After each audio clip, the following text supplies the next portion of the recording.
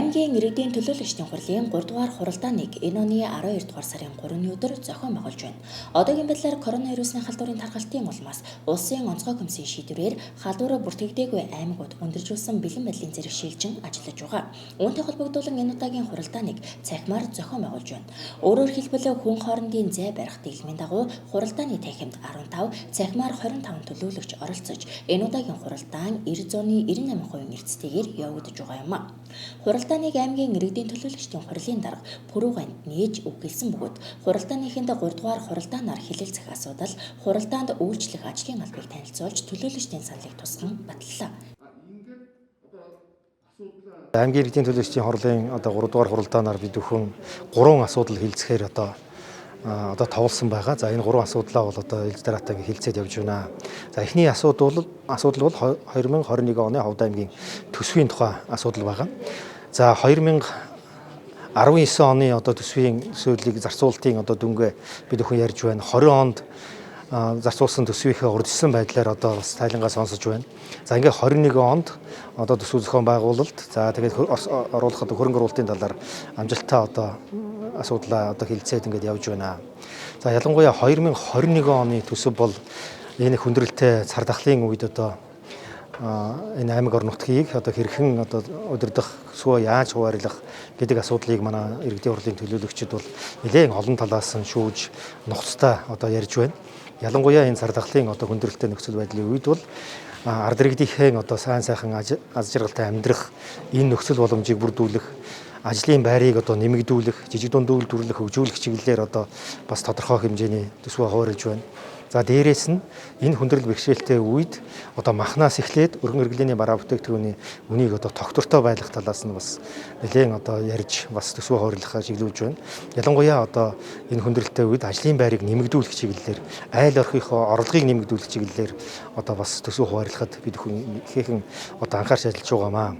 За мөн нийгмийн эдийн засгийн бусад салбаруудаа тэлэхэд жишээлбэл эрүүл мэндийн салбар, боловсролын салбартаа тодорхой хэмжээний хөрөнгө оруулалт, хөдөө аж ахуй, газар тариалан, мал аж ахуйгаа хөгжүүлэх, мөн тогтвортой хөгжигдөн зориулсан нийтлэг журам дүрм төлөлгөөгөө хэрэгжүүлэхэд бид бүхэн бас төсөвтэй онцгойлон анхаарч ингэж ажиллаж байна. За эх жилүүдэд бол бас ардын хувьсгалын 100 жилийн аймаг байгуулагдсны 90 жилийн 2021 он зохион байгуулагдана. За ой тэмдэглэх бол нэг хэрэг.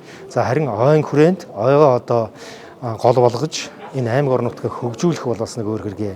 Жишээлбэл Ховд аймаг бол 90 жилийн ойг өгтөж 90 томоохон бүтээн байгуулалтын ажил хийхээр ингэж төлөвлөж байгаа.